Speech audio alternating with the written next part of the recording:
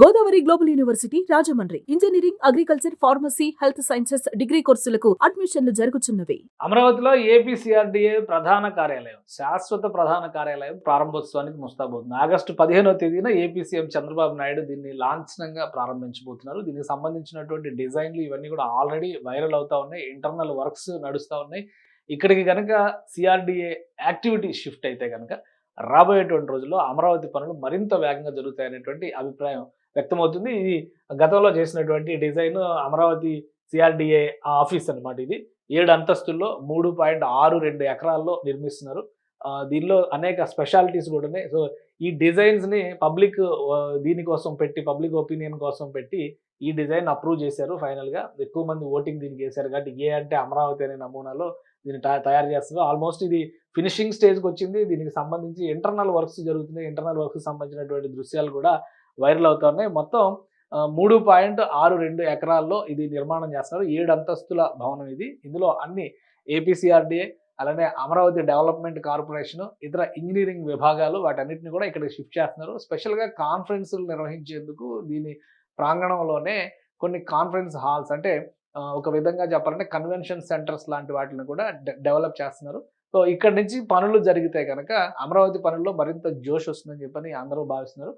రాష్ట్ర ముఖ్యమంత్రి చంద్రబాబు నాయుడు ఆగస్టు 15వ తేదీన దీనికి సంబంధించినటువంటి ప్రారంభోత్సవ కార్యక్రమాలు చేస్తానికి అంగీకరించిన నేపథ్యంలో ఇది మొదటి ప్రారంభోత్సవం అవుతుంది అమరావతి ప్రాంతంలో. అందుకని పెద్ద ఎత్తున అధికారులు కూడా ఏర్పాట్లు చేస్తున్నారు. ఈ ప్రారంభోత్సవం అయిన తర్వాత ఇంకొక ప్రత్యేకత ఏంటంటే, ఇందులో ఉన్నటువంటి ఈ కాంప్లెక్స్లో ఒక ఇంటిగ్రేటెడ్ కమాండ్ సెంటర్ పెడుతున్నారు. ఇంటిగ్రేటెడ్ కమాండ్ సెంటర్ ఏర్పాటు చేయడం వల్ల ఏంటంటే, అమరావతిలో ఏ ప్రాంతాల్లో కన్స్ట్రక్షన్ వర్క్స్ జరుగుతున్నాయో వాటన్నిటిని కూడా ఒక దగ్గర నుంచి సర్వైలెన్స్ చేయడానికి అవకాశం ఉంది. డే టు డే అధికారులు వెళ్ళి ఇంటరప్ట్ చేయడానికి అవకాశం ఉంది. కాంట్రాక్ట్ సంస్థలకు ఇచ్చేసిన తర్వాత వాళ్ళు పనులు చేస్తూ ఉంటారు.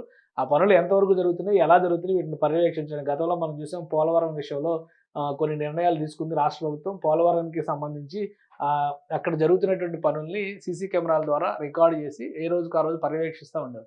సో అదే తరహాలో అమరావతి పనులను పర్యవేక్షించేందుకు సెంట్రల్ కమాండ్ కంట్రోల్ రూమ్ కూడా ఇక్కడ ఏర్పాటు చేస్తున్నారు. మొత్తం ఆగస్టు 15వ తేదీన లాంఛనంగా ఇది ప్రారంభమవుతుంది. ఇక అమరావతి పనులకి ఢోకా ఉండదు, మరింత వేగంగా ముందుకు వెళ్తుందని చెప్పని అధికారులు చెప్తున్నారు.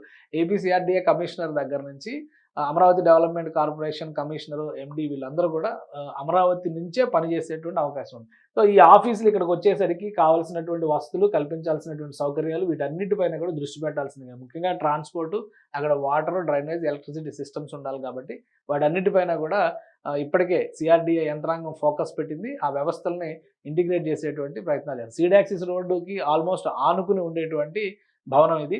ఇక్కడ నుంచి అటు గవర్నమెంట్ కాంప్లెక్స్ నిర్మాణానికి వెళ్ళాలన్నా, ఇటు వెలగపూడి సెక్రటేరియట్కి వెళ్ళాలన్నా, అలానే బ్యాక్ సైడ్ జరుగుతున్నటువంటి గెజిటెడ్ ఆఫీసర్స్ కన్స్ట్రక్షన్స్, వాళ్ళ రెసిడెన్షియల్ కాంప్లెక్సెస్ కన్స్ట్రక్షన్స్కి వెళ్ళాలన్నా కానీ అది ఒక సెంట్రల్ పాయింట్ లాగా ఉంటుంది. అందుకనే ఈ ప్లేస్ని సెలెక్ట్ చేసింది అమరావతి యాక్టివిటీస్ కోసం, అంటే ఏపీసీఆర్డీఏ యాక్టివిటీస్ కోసం ఈ ప్లేస్ని ప్రభుత్వం సెలెక్ట్ చేసింది. ఫినిషింగ్ స్టేజ్లో ఉంది కాబట్టి ఆగస్టు 15న ఓపెనింగ్కి సర్వాంగ సుందరంగా రెడీ చేసేటువంటి ప్రయత్నాల్లో అయితే మొత్తం యంత్రాంగం నిమగ్నమైంది. సుమన్ టీవీలో మీ పర్సనల్ అండ్ బిజినెస్ ప్రమోషన్స్ కోసం కింది నెంబర్కి కాంటాక్ట్ చేయండి.